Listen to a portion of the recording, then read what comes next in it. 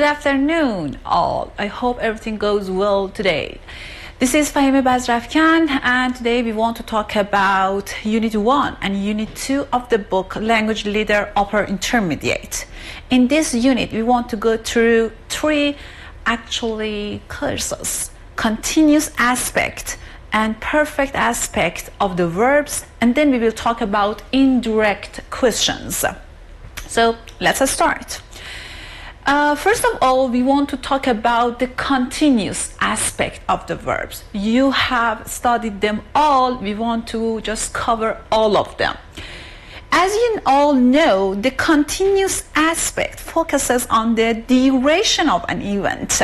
The things that is really important here on continuous aspect is that the duration of an action is really important to us. So when something is continuing for a period of time, then we have to use the continuous aspect. It expresses that the action was in the past, is or is or am in present, will be in progress at a specific point of time or over a period of time. This is the definition of the continuous aspect. The continuous aspect is expressed with the auxiliary be and the present participle, we mean ing form, of the verb, depending on the time of the action, that when we are doing this action, it will be different. If you are doing this action right now, it means that it will actually happening right now, so we use present continuous, am, is, are, plus verb, plus ing. If it will be in continuous in future, we use will be or maybe other kinds of modals, plus be, plus verb, plus ing. And if its duration has happened in the past, so we can use past continuous and use was or were plus verb plus ing. We will talk about all of them one by one in the following slides. The continuous aspect. As I told you, we have different types of continuous: present continuous, past continuous, and future continuous. First of all, let's look at the present continuous. So look at here, you can see that it is an action that is happening right now. It is in progress right now. We are studying English right now, present continuous. As I told you, we have one kind of be form because it is present, am, is, are, and the verb and then the ing. So you can just see right here, we are studying. This action is in practice just right now. You can see it. The other one is an action that it was in progress in the past. This action was in progress in the past. It started in the past and it finished in the past. This duration, this progress belongs to the past. So in these cases, we use past continuous. As you can see in this example, at 9 o'clock, I was sitting on the train. Past continuous. And future continuous. One action will be in continue, which has got kind of progress in future. For a period of time, in future, this action has got kind of continuation. So we call it future continuous. If you look at the example, in January, I will be living at my brother's for a period of time. In future, I will be living with my brother. We call it future continuous. So, use the continuous aspect for what? We are going to talk about the usages of continuous. Let's look at them.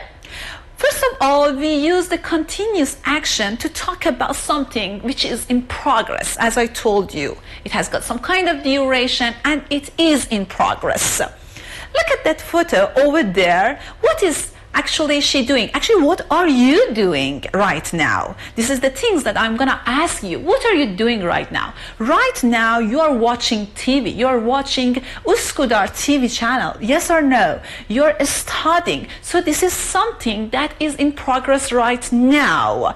So you are watching the Üsküdar TV channel. So we use continuous for an action which is in progress. This is one of the usages of continuous. Another usages of continuous is whenever we are talking about an unfinished action. Imagine you were doing something in the past, duration in the past, and it hasn't finished. Another action has just interrupted it, okay? It has been interrupted with another. So look at that photo. In that photo, that guy was washing his car. The time that he was washing his car, an accident happened. So the duration of washing has been interrupted with another accident. So in this case, we need to use past continuous. I was washing my car when the accident happened. This is the second usages of continuous.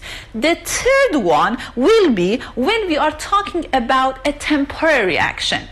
Do you know what temporary means? Temporary is the opposite of permanent. So something that is happening these days for a shortage of time. So look at that photo.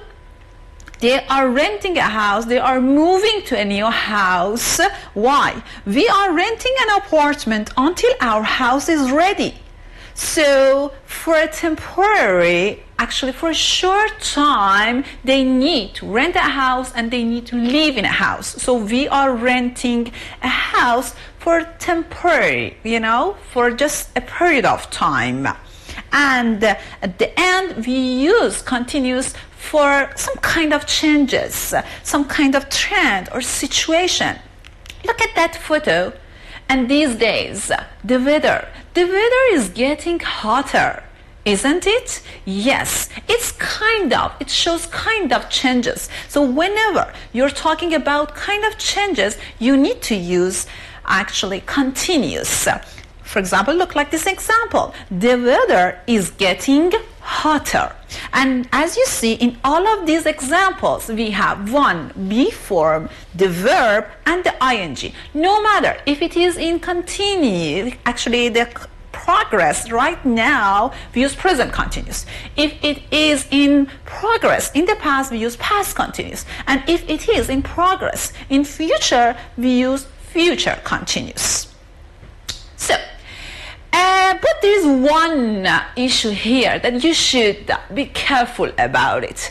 The difference between present simple and present continuous, not only the present continuous, actually here we are going to focus on present continuous and simple present.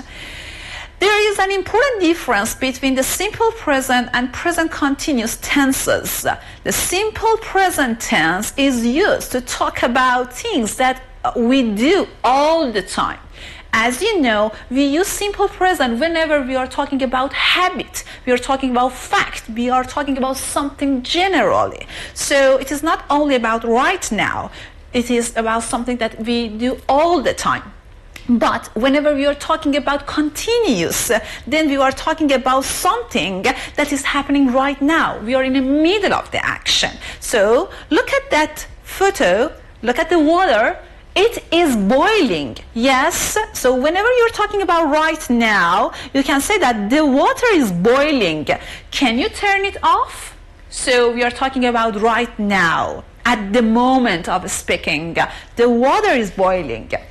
But if you want to talk about it generally, the fact of water, then you can say that the water boils at 100 degrees Celsius. So this is the fact. Whenever you're talking about fact, simple present. When you're talking about at the moment, present continuous. Be careful about it. So these are all about continuous aspect. As I told you earlier, another things that we want to talk about is the perfect aspect. In English grammar, perfect aspect is a verb construction that describes events occurring in the past, but it has got some kind of link to the present. And actually it can be present, or we will talk about it by details. But how we can form them, how we can make a perfect form, one types of have, it can be have, has, or had, plus the third form of the verb. Has, have, or had, plus past participle. Today we want to talk about present perfect and past perfect by details. First of all, present perfect. There are 4 main uses here. So let's talk about them one by one. The first one, here, you can see that. What is he doing? He's working. So we are going to talk about a state that started in the past and is still continuing. For example, me, I have worked here for 3 years. So you are talking about an action that has started in the past and is still continuing. So we can use present perfect in order to show it. And the other one, look at that guy. He's at the door. He cannot enter actually his house. Why? Because something that has happened in the past, but you can see the result right now. A complete action in the past with a present result. So because the guy has lost his keys, he can't get into his house, yes? So I've lost my keys, so I can't get into my house. Something happened in the past. You can see the result right now. The third usages of perfect is talking about finished action in a period of time that is still continuing. For example, today, let me ask you a question. How many cups of coffee have you drunk so far, from morning till now? Just tell me, how many cups of coffee have you drunk? 2, 3. For example, I have drunk 3 cups of coffee so far. Today hasn't finished yet. So it can be more. In this case, you can use present perfect again. She has drunk 3 cups of coffee today. And the last usage will be experience. You all know about it. Whenever you're talking about experience, the experience that you have had in the past, then you can use perfect, present perfect. I have visited Eiffel Tower. Have you visited Eiffel Tower? It means that, do you have such kind of experience? So these are all the usages of perfect whenever you're talking about something that is still continuous, something that is completed with the present result, when you're talking about some kind of experience, and also when you're talking about an action that is still continuing. These are all the usages of perfect. But don't forget the form of perfect. Have, has, plus the third form of the verb. But again, be careful. Something really important here. You should be careful about this issue. Whenever you are mentioning the time, no way, you cannot use present perfect anymore. You can use present perfect when there is no time, when you don't mention the time. The exact time is not clear. But whenever you mention the time, then you cannot use present perfect. You should change it into simple past. As I told you, use the past simple, not the present perfect, when talking about a definite time. I mean that the time is clear. Look at these 2 examples. I have visited Izmir before. Do you know when? Have I mentioned when? No. So here in this example, I can use present perfect. But imagine, I mentioned last year, for example. Then I cannot use present perfect anymore. I visited Izmir last year. So in these cases, without time, you can use present perfect. But here, when you mention the time, simple past. So let's talk about past perfect. Past perfect, I want to make it easier for you. In past perfect, we have 2 actions. We have 2 things that happened in the past, and we are talking about the order of them. Which one happened earlier? So we are talking about the sequences. So whenever you are using past perfect, we have got 2 actions. One action happened before another action. So look at this photo. 2 action has happened over there. One of them is the bus left, and the other one is that the boy arrived. So which one happened earlier? The boy arrived first or the bus left? The boss left. So the action that happened earlier, we use past perfect. In this example, we can say that the boss had left when Toy, or that son, arrived at the station. First, the boss left, then he arrived. So the boss had left when Toy arrived at the station. In these cases, we use past perfect. And for past perfect, we use had plus the third form of the verb. Present perfect, simple versus continuous. We have studied about perfect aspects. Let's talk about present perfect and the continuous form of that. It is a bit difficult. Let me show you the different usages of each of them. With present perfect simple, the focus is on the result. So when we use the present perfect simple form, the focus is on the result. But on the other hand, whenever we use present perfect continuous, the focus will be on the activity. For example, look at this example. I've cleaned the bathroom. It looks lovely. What is important here? The things that is important here is the result. It is lovely. So I use present perfect. But in the other example, I've been gardening. It's so nice out there. So here, my focus is on the activity. So I use continuous form. Another one is that in simple perfect form, we talk about how many times. But in the continuous form, we are talking about how long. As you know, for the continuous, we use the duration. The duration is important for us. So whenever your focus is on how long, use the continuous. I mean perfect continuous. But whenever your focus is on how many times, so use the perfect simple. Look at these examples. She has read 10 books this summer. On the other hand, she has been reading that book all day. See, the focus is on the duration. So, has been reading, has read. And the last difference, describe a complete action whenever you use present perfect simple. For example, I've written you an email. Finished, complete action. But in that case, I've been writing email. So, not finished yet. So, these are the differences between perfect simple and perfect continuous. So, and unit 2 of the book, the focus is on indirect speech and especially indirect questions. We are going to talk about them.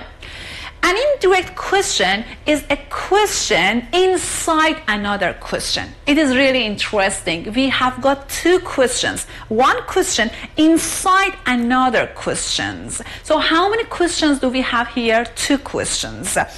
I'm going to show you 2 questions. What is the question here? Do you know? This is my first question. The other question is that, what time is it? Can you tell me? So I have got 2 questions here. First, do you know? Second, what time is it? I'm going to merge these 2 sentences with each other. I'm going to put one question inside another question. And we call it indirect question. Do you know what time it is? So we have got 2 questions here. Do you know? One. And second, what time is it? I'm going to merge them. I'm going to join them.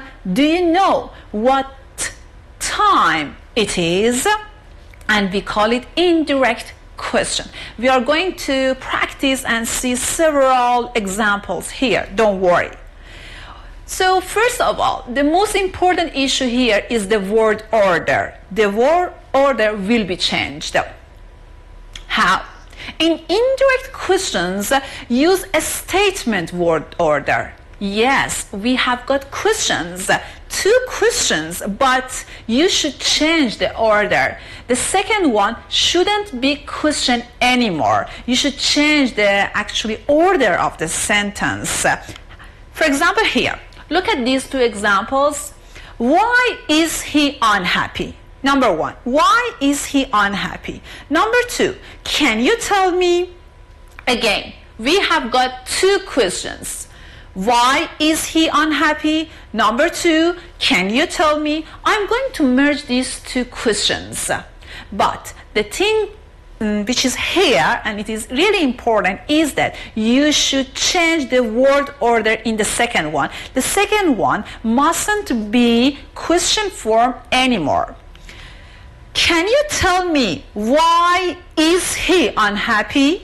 Why is he unhappy? Do you think that this is correct? What do you say? No, it's not correct, because both of them are in question forms. So it is wrong. What should I say? Can you tell me why he is unhappy? I changed the word order. Why is he unhappy has been changed to why he is unhappy. And now it is not question anymore. So this is the correct one. Whenever you're going to merge two questions, then you have to change the order. The second one mustn't be question anymore, okay? So, and one more issue, whenever the question is yes, no question, I mean the answer is yes or no, that they are familiar, you are familiar with them, that we call them yes, no question. When we have got yes, no question, we put if or whether in the middle. For example, I wonder, are you bored? I'm going to merge these two, okay? I'm going to merge these two. I wonder, are you bored? So because are you bored is yes, no question, I'm going to put if or whether at the beginning. So I wonder if or whether you are bored. Is that clear? Okay. So this guy, I'm sure you all know him. Yes? So is he Brazilian? Could you tell me? So again, we have got two questions. Is he Brazilian? Could you tell me? So let's merge them. What are they? Could you tell me? Because it is yes, no question, I put if or whether at the beginning. So could you tell me if or whether change the actually order of the words? He is Brazilian. So another example. I'd like to know. The first, second one. Has she been living here long? I'd like to know. Has she been living here long? If you merge these two, what will be the answer? I'd like to know if or whether she has been living here long. Let's see another example. Beautiful Istanbul, Turkey. Does she live in Istanbul? Do you know? So this is my question. Do you know? Does she live in Istanbul? So I have got two questions here. I'm going to make them one.